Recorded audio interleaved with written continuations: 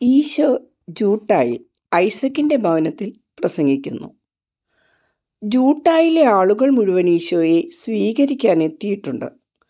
അവരുടെ കൃഷികളുടെയെല്ലാം ആദ്യഫലങ്ങളും പർവ്വതച്ചരിവുകളിൽ നിന്നും പറിച്ചെടുത്ത കാട്ടുപൂക്കളും കൊച്ചുകുട്ടികളുടെ ചിരിയും സന്തോഷവും മുതിർന്നവരുടെ ആദരവും അനുഗ്രഹവും എല്ലാം കൊടുത്തുകൊണ്ടാണ് സ്വീകരണം. ജോണും യൂദാസും പറഞ്ഞുകൊടുത്തിരുന്നതനുസരിച്ച് ജനപ്രതിനിധികളായി ഈശോയെ സ്വീകരിച്ചാനയിക്കാൻ നിയോഗിക്കപ്പെട്ടിരിക്കുന്നവർ അതിവേഗം മുന്നിൽ വന്നു. അവർക്ക് സമാഹരിക്കാൻ കഴിഞ്ഞ എല്ലാ കാഴ്ചകളും ഏറ്റവും ഉപരിയായി അവരുടെ സ്നേഹവും സമർപ്പിച്ചും ഈശോയെ സ്വീകരിക്കുന്നു. ഈശോ ആംഗ്യം കൊണ്ടും വാക്കുകളിലൂടെയും ആളുകളെ അനുഗ്രഹിക്കുന്നു. പ്രായമായവരും യുവജനങ്ങളും തിക്കിത്തിരക്കി വന്ന് ഈശോയുടെ വസ്ത്രത്തിലും കരങ്ങളിലും ചുംബിക്കുന്നു. കൊച്ചു കുഞ്ഞുങ്ങളെ ഈശോയുടെ കൈത്തണ്ടിലേക്ക് വയ്ക്കുന്നു. ഈശോയുടെ ചുംബനത്തിനും അനുഗ്രഹത്തിനുമായി ആദ്യം അങ്ങനെ ചെയ്തത് സാറായാണ്. 10 മാസം പ്രായമുള്ള അവളുടെ സുന്ദരനായ ശിശു ഈശായിയെ ഈശോയുടെ നെഞ്ചിലേക്ക് ചേർത്ത് വെച്ചു കൊടുക്കുന്നു. അവരുടെ സ്നേഹപ്രകടനങ്ങളുടെ തള്ളൽ നിമിത്തം മുന്നോട്ട് നടപ്പ് സാവകാശത്തിലാകയാണ്. ഉയരുന്ന ഒരു തിരമാല പോലെയാണത്. ആ തിരമാലയാണ് സ്വന്തം പാദങ്ങളല്ല കൂടുതലായി ഈശോയെ മുന്നോട്ട് നയിക്കുന്നതെന്ന് തോന്നും. ഈശോയുടെ ഹൃദയം യഥാർത്ഥത്തിൽ അങ്ങുന്നതങ്ങളിലേക്ക് ഉയരുന്നു. ഇത്രയധികമായ സ്നേഹത്തിൻ്റെ സന്തോഷം, ഏറ്റവും അധികം സന്തോഷമുള്ളപ്പോഴത്തെ പ്രകാശമാണ് ദൈവമനുഷ്യൻ്റെ മുഖത്തിനിപ്പോൾ. അത്ഭുതങ്ങൾ പ്രവർത്തിക്കുമ്പോഴുള്ള കാന്തശക്തി പ്രവഹിക്കുന്ന മുഖഭാവമല്ല.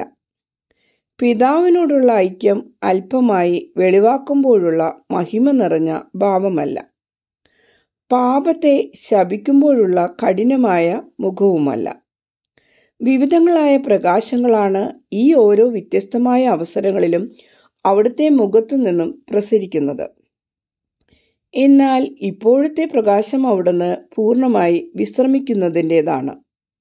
ആ വ്യക്തിത്വത്തെ നാനാവശങ്ങളിൽ നിന്ന് സദാ ആക്രമിക്കുകയാണ് മനുഷ്യൻ ചെയ്യുന്നത്. അതിനാൽ ഏറ്റവും നിസ്സാരമായ വാക്കും പ്രവൃത്തിയും പോലും വളരെ കരുതലോടെ ചെയ്യേണ്ടതായി വരുന്നു. തൻ്റെ തന്നെയും കൂടെയുള്ള മറ്റുള്ളവരുടെ മേൽ എപ്പോഴും ഈ ജാഗ്രത വേണ്ടി വരികയാണ്. ലോകത്തിൻ്റെ സകല കെണികളും ഈശോയ്ക്ക് ചുറ്റും വെച്ചിട്ടുണ്ട്. സാത്താൻ്റെ നൂൽ കൊണ്ട് ചെട്ടിച്ചമച്ചിരിക്കുന്ന അനേകം ദുഷ്ടചിലന്തി വലകൾ ചുറ്റും വെച്ച് ദൈവമനുഷ്യനെ എന്ന ശലഭത്തെ പിടിച്ചെടുക്കാൻ കാത്തിരിക്കുകയാണ്. ലോകത്തെ രക്ഷിക്കാതിരിക്കാൻ ഈ ശലഭത്തിൻ്റെ അരൂപിയെ കുടുക്കിലാക്കി അതിൻ്റെ പറക്കലിനെ അവസാനിപ്പിക്കാൻ ശ്രമിക്കുന്നു. അജ്ഞത നിറഞ്ഞ ലോകത്തെ അതിൻ്റെ കുറ്റകരമായ അജ്ഞതയിൽ നിന്നും മോചിപ്പിക്കുന്ന വാക്കുകൾ പറയാതെ തടസ്സപ്പെടുത്തൽ. പിശാചും മാംസവും നിമിത്തം നശിച്ച മനുഷ്യനെ വിശദീകരിക്കാതിരിക്കാൻ നിത്യപുരോഹിതനായ അവിടുത്തെ കരങ്ങൾ ബന്ധിക്കൽ. തൻ്റെ ആകർഷകമായ കടാക്ഷത്തിൽ ആകൃഷ്ടരായി ആളുകൾ തന്നിലേക്ക് അടുക്കാതിരിക്കാൻ അവൻ്റെ കണ്ണുകൾക്ക് മങ്ങലേൽപ്പിക്കാൻ. വാസ്തവത്തിൽ അവൻ്റെ കടാക്ഷത്തിന് കാന്തശക്തിയുണ്ട്. എല്ലാ പ്രതിരോധങ്ങളെയും മറികടക്കുന്ന ആകർഷണം, പാപമോചനം, സ്നേഹം, ഇവ തുളുമ്പുന്ന കടാക്ഷം. ചെറുത്തു നിൽക്കാൻ തനി സാത്താന് മാത്രമേ കഴിയൂ. ഓ, ക്രിസ്തുവിൻ്റെ ശത്രുക്കളുടെ തന്ത്രങ്ങൾ ഇപ്പോഴും അങ്ങനെ തന്നെയല്ലേ? ശാസ്ത്രവും ശീഷ്മകളും വിദ്വേഷവും അസൂയയും മനുഷ്യവർഗത്തിൻ്റെ ശത്രുക്കളായ ഇവ ഒരു നല്ല വൃക്ഷത്തിൽ നിന്നുണ്ടാകുന്ന വിഷക്കമ്പുകൾ പോലെ മനുഷ്യനിൽ നിന്നു തന്നെ ഉയർന്നു വരുന്ന ഇവ അതെല്ലാമല്ലേ ചെയ്യുന്നത്? മനുഷ്യവർഗം മരിക്കണം. ക്രിസ്തുവിനെ ദ്വേഷിക്കുന്നതിനേക്കാൾ കൂടുതലായി മനുഷ്യനെ അവർ വെറുക്കുന്നു. മനുഷ്യൻ്റെ സന്തോഷം ഇല്ലാതാക്കാൻ ക്രിസ്തീയത്വം നിർമ്മാർജ്ജനം ചെയ്യാൻ ശ്രമിക്കുന്നു. ക്രിസ്തു ദൈവമായതുകൊണ്ടും അവനെ ഇല്ലായ്മ ചെയ്യാൻ പറ്റുകയില്ല. അവർ പൊടിയല്ലേ, അതിനാൽ മനുഷ്യർ അത് ചെയ്യുന്നു. എന്നാൽ ക്രിസ്തു വിശ്വസ്തതയുള്ള ഹൃദയങ്ങളിൽ വാസമുറപ്പിക്കുന്നു. അവിടെ നിന്ന് നോക്കുകയും സംസാരിക്കുകയും മനുഷ്യകുലത്തെ അനുഗ്രഹിക്കുകയും ചെയ്യുന്നു. അവൻ തന്നെ ആ ഹൃദയങ്ങൾക്ക് നൽകും.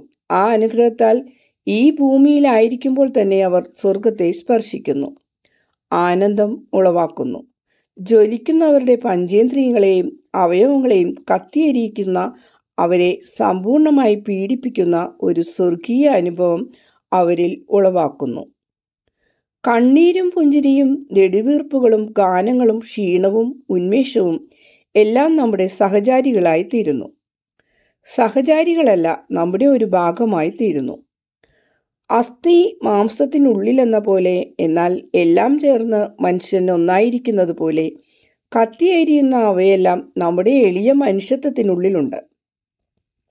കാരണം ഈശോ തന്നെ നമുക്ക് തന്നു. ആ നിമിഷങ്ങളിൽ നമ്മൾ എന്താണ്? ആ അനുഭവം എന്നത്തേക്കും നീണ്ടു നിൽക്കുകയില്ല.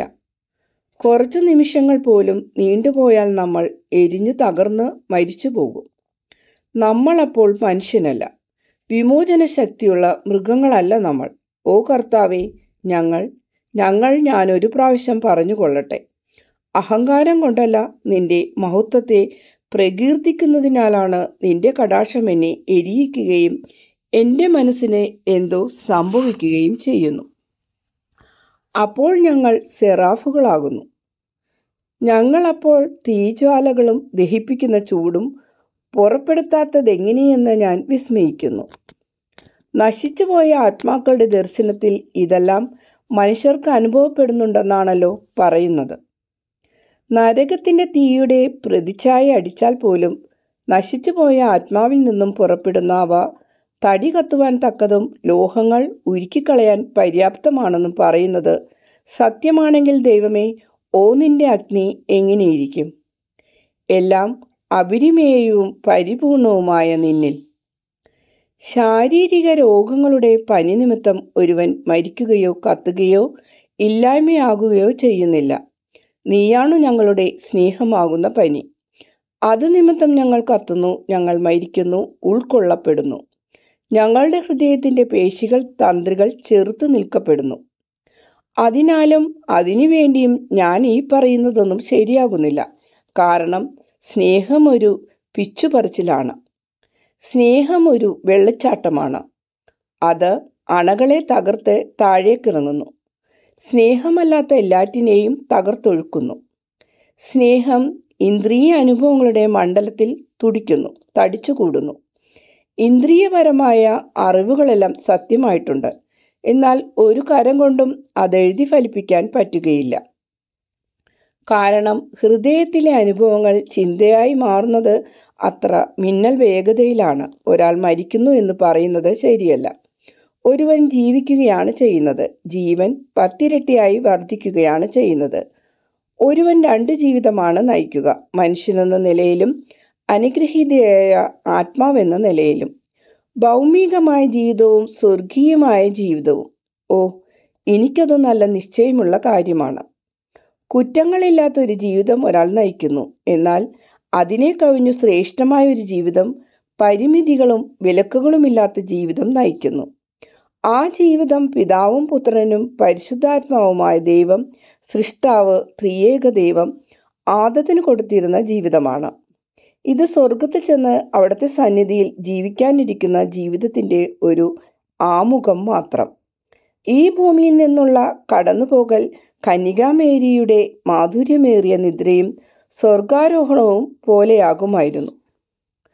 ദൈവദൂതന്മാരുടെ സ്നേഹം നിറഞ്ഞ കരങ്ങളിൽ ആവഹിക്കപ്പെട്ട് ഈ ഭൗമ്യ പർദീസായിൽ നിന്ന് സ്വർഗീയ ഭവനത്തിലേക്കുള്ള പ്രശാന്തമായ ഒരു മാറ്റമാകുമായിരുന്നു. ഒരുവൻ യഥാർത്ഥമായ ജീവിതം നയിക്കുന്നു. ഇങ്ങനെ എല്ലാ അനുഭവവും ഉണ്ടായാലും നമ്മൾ ഈ ഭൂമിയിൽ തന്നെയാണെന്ന് നമുക്കറിയാം. അപ്പോൾ ഇത്രയധികം ഉയർന്നതിനെക്കുറിച്ച് വിസ്മയവും ലജ്ജയും തോന്നും. ഞാനിപ്പോൾ അത് അനുഭവിച്ചു കൊണ്ടാണ് പറയുന്നത്. അപ്പോൾ നമ്മുടെ മനസ്സിൽ വരുന്ന പ്രാർത്ഥന ഇതാണ്: കർത്താവേ, ഇത്രയധികം ദാനങ്ങൾക്ക് ഞാൻ അർഹയല്ല. എന്നോട് ക്ഷമിക്കണമേ നാഥ. ഇത് പറഞ്ഞ് നമ്മൾ മാറത്തടിച്ചു പോകുന്നു. കാരണം നിഗളിച്ചു പോയതിനെക്കുറിച്ച് കടുത്ത പേടി നമ്മിലുണ്ടാകുന്നു. ആന്തരിക പ്രഭയുടെ മീതെ കട്ടി കൂടിയ ഒരു ആവരണം അപ്പോൾ ഇറങ്ങി വരുന്നു. കാരണം നമ്മോടുള്ള സഹതാപ നിമിത്തം ആ തീജ്വാലകളെ ഹൃദയത്തിനുള്ളിൽ ഒതുക്കി നിയന്ത്രിച്ചു നിർത്തുന്നു. എപ്പോൾ വേണമെങ്കിലും ആളിക്കത്താവുന്ന വിധം ദൈവം ആഗ്രഹിക്കുന്ന വേറൊരു അനുഗ്രഹീത നിമിഷത്തേക്ക് വേണ്ടി നിയന്ത്രിക്കുന്നു. ദൈവസ്നേഹവും അഗ്നിയും പ്രകാശവും കത്തിക്കൊണ്ടിരിക്കുന്ന വിശുദ്ധ സ്ഥലത്തെ പൊതിഞ്ഞ് ആവരണം താഴ്ത്തി നിർത്തിയിരിക്കുന്നു. ക്ഷീണിച്ച് തളർന്ന് അതേസമയം നവജീവൻ പ്രാപിച്ച് നമ്മൾ മുന്നോട്ട് പോകുന്നു. വളരെ മാധുര്യമുള്ള വീഞ്ഞു കുടിച്ച് അതിൻ്റെ ലഹരിയിൽ മുഴുകി മുന്നോട്ട് പോകുന്ന ഒരാളെ പോലെയാണ് ആത്മാവ്. ബുദ്ധിയെ അത് മന്ദീഭവിപ്പിക്കുന്നില്ല.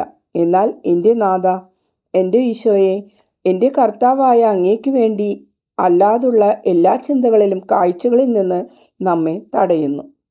നമ്മുടെ ഹീനാവസ്ഥയെ ദൈവത്വവുമായി, നമ്മുടെ രക്ഷയുടെ മാർഗവുമായി, നമ്മുടെ ആത്മാക്കളുടെ സൃഷ്ടാവുമായി, പുത്രനായ നീയുമായി, നിന്റെ മുറിവേൽപ്പിക്കപ്പെട്ട കരങ്ങൾ കൊണ്ട് ഞങ്ങളുടെ കരങ്ങൾ പിതാവിൻ്റെ ചേതനയുടെ കരങ്ങളിൽ വെച്ചിരിക്കുന്ന നീയുമായി, അരൂപിയുടെയും കരങ്ങളിൽ ഞങ്ങളെ ഏൽപ്പിച്ചിരിക്കുന്ന നീയുമായി, ഇപ്പോഴും എന്നേക്കുമായി നിന്നോടൊന്നായിരിക്കാൻ നീ ബന്ധിച്ചിരിക്കുന്ന കാതും ഞങ്ങളിൽ മുഴങ്ങിക്കേൾക്കുന്നു. ആമേൻ. ഈശോ തൻ്റെ സ്നേഹകടാക്ഷത്താൽ എന്നെ കത്തിയരിക്കുന്ന ജൂട്ടായിലെ ജനങ്ങളെ കത്തിയരിക്കുന്ന ഈ സമയത്ത് ഞാൻ എവിടെയായിരുന്നു? എന്നെക്കുറിച്ച് ഞാനൊന്നും തന്നെ പറയുന്നില്ലെന്നും, അഥവാ പറയുന്നെങ്കിൽ തന്നെ വളരെ അപൂർവമായി മാത്രമേ പറയുന്നുള്ളൂവെന്നും അങ്ങ് മനസ്സിലാക്കിയിട്ടുണ്ടാവും. എന്തെല്ലാം കാര്യങ്ങൾ എനിക്ക് പറയാനുണ്ട്. എന്നാൽ എഴുതാനുള്ളവയെല്ലാം കേട്ട് കഴിയുമ്പോൾ എന്നെ മതിക്കുന്ന വലിയ ക്ഷീണവും തളർച്ചയും മൗനമായിരിക്കാൻ എന്നെ പ്രേരിപ്പിക്കുന്നു. കൂടാതെ മുന്നോട്ടു പോകുന്തോറും എന്നിൽ വർദ്ധിച്ചു വരുന്ന അരൂപിയുടെ വിനയവും അടക്കവും ഒതുക്കവും മൗനമായിരിക്കാൻ എന്നെ നിർബന്ധിക്കുന്നു. എന്നാൽ ഇന്ന് ഞാൻ വളരെ ഉയർന്ന് ബഹിരാകാശത്തിലെ വായുവിൽ നമ്മൾ നിയന്ത്രണം വിട്ടവരായി തീരുന്നുവെന്ന് നമുക്കറിയാമല്ലോ. അതിനാൽ എന്നെ തന്നെ നിയന്ത്രിക്കാൻ എനിക്ക് കഴിഞ്ഞില്ല. എനിക്ക് തോന്നുന്നത്, എപ്പോഴും നമ്മൾ തുറക്കാതെ തന്നെ ഇരുന്നാൽ സ്നേഹത്തിൻ്റെ ഈ ചുഴലിക്കാറ്റിൽ ആവഹിക്കപ്പെടുന്ന നമ്മൾ മിസൈലുകൾ പോലെയോ ചൂടധികരിച്ചു പോയ ബോയിലറുകൾ പോലെയോ പൊട്ടിത്തെറിക്കുമെന്നാണ്. പിതാവേ, എന്നോട് ക്ഷമിക്കണമേ. ഇനി നമുക്ക് തുടരാം. ഈശോ ജൂട്ടായിലെത്തിയപ്പോൾ ചന്തമൈതാനത്തേക്കും പിന്നീട് ഐസക്കിൻ്റെ ദരിദ്ര ഭവനത്തിലേക്കും ആനയിക്കപ്പെടുന്നു. 30 വർഷം ഐസക്ക് വേദന തിന്ന സ്ഥലം. അവർ ഈശോയോട് പറയുന്നു, നിന്നെക്കുറിച്ച് സംസാരിക്കാനും പ്രാർത്ഥിക്കാനും ഞങ്ങൾ ഇവിടെ വരുന്നുണ്ട്. ഒരു സിനഗോഗ് പോലെ, യഥാർത്ഥ സിനഗോഗ് പോലെയാണ് ഞങ്ങൾക്കിവിടെ. കാരണം നിന്നെക്കുറിച്ച് കേട്ട് പരിചയപ്പെട്ടത് ഇവിടെ വെച്ചാണ്. വിശുദ്ധനായ ഒരു മനുഷ്യൻ്റെ പ്രാർത്ഥന ഇവിടെ വരണമെന്നുള്ള അപേക്ഷ നിന്റെ പക്കലെത്തുകയും ചെയ്തു. അകത്തേക്ക് വന്നു ഞങ്ങളിവിടെ എങ്ങനെയാണ് ഒരുക്കിയിരിക്കുന്നതെന്ന് നോക്കണമേ. കഴിഞ്ഞ വർഷം ആ ചെറിയ വീടിന് 3 മുറികളാണ് ഉണ്ടായിരുന്നത്. ഒന്നാമത്തെ മുറിയിൽ രോഗിയായിരുന്ന ഐസക്ക് ഭിക്ഷ യാചിച്ചിരുന്നു. രണ്ടാമത്തെ മുറിയിൽ തടിക്കഷ്ണങ്ങൾ, മൂന്നാമത്തേത് അടുക്കള. അത് മുറ്റത്തേക്ക് തുറന്നിരുന്നു. ഇപ്പോൾ 3 മുറിയും കൂടെ ഒന്നാക്കിയിരിക്കുകയാണ്. അവിടെ ഒരുമിച്ച് കൂടുന്നവർക്ക് ഇരിക്കാൻ ബെഞ്ചുകൾ ഇട്ടിട്ടുണ്ട്. ഐസക്ക് ഉപയോഗിച്ചിരുന്ന പണിയായുധങ്ങളെല്ലാം മുറ്റത്ത് ഒരു ചെറു കുടിലിൽ തിരിശേഷിപ്പ് പോലെ ഭദ്രമായി സൂക്ഷിക്കുന്നു. നിർജീവമായ മുറ്റം ഭംഗിയാക്കാൻ പടർന്നു കയറുന്ന ചെടികൾ വെച്ച് പിടിപ്പിച്ചിരിക്കുന്നു. ജൂട്ടായിലെ നല്ല മനുഷ്യൻ കയറുന്നത് കൊണ്ട് ഒരു പന്തലിട്ട് മേൽപ്പൂരയിലേക്ക് വള്ളികൾ കയറ്റി വിട്ടിരിക്കുന്നതിനാൽ വീടിൻ്റെ അഭംഗി അത് മറയ്ക്കുന്നുണ്ട്. പൂക്കൾ കൊണ്ട് അലങ്കരിച്ചുമിരിക്കുന്നു. ഈശോ അവരെ സ്തുതിച്ചുകൊണ്ട് പറയുന്നു, നമുക്കിവിടെ താമസിക്കാം. സ്ത്രീകൾക്കും ബാലനും നിങ്ങൾ സൗകര്യം കൊടുത്താൽ മതി. ഓ ഗുരുവേ, അതിൻ്റെ ആവശ്യമുണ്ടാകുകയില്ല. നമ്മൾ ഒരുമിച്ച് കൂടുന്നത് ഇവിടെയാകാം. അങ്ങ് ഞങ്ങളോട് ഇവിടെ വെച്ച് സംസാരിക്കണം. എന്നാൽ നിങ്ങളെല്ലാവരും ഞങ്ങളുടെ അതിഥികളാണ്. നിനക്കും ദൈവദാസരായ എല്ലാവർക്കും ആതിഥ്യം നൽകാനുള്ള അനുഗ്രഹം ഞങ്ങൾക്ക് തരണമേ. വീടുകളുടെ എണ്ണത്തിനൊപ്പം നിന്റെ ആളുകൾ വന്നിട്ടില്ലല്ലോ എന്ന ദുഃഖമേ ഞങ്ങൾക്കുള്ളൂ. ഈശോ അത് സമ്മതിച്ച് ഐസക്കിൻ്റെ വീട്ടിൽ നിന്ന് സാറായുടെ വീട്ടിലേക്ക് പോകുന്നു. ഈശോയ്ക്കും ശിഷ്യർക്കും തൻ്റെ വീട്ടിൽ ഭക്ഷണം കൊടുക്കാനുള്ള അവകാശം സാറ സ്ഥാപിച്ചു കഴിഞ്ഞു. ഈശോയും ജനങ്ങളും ഐസക്കിൻ്റെ വീട്ടിൽ ഒരുമിച്ച് കൂടിയിരിക്കുന്നു. ഈശോ പ്രസംഗം ആരംഭിച്ചു.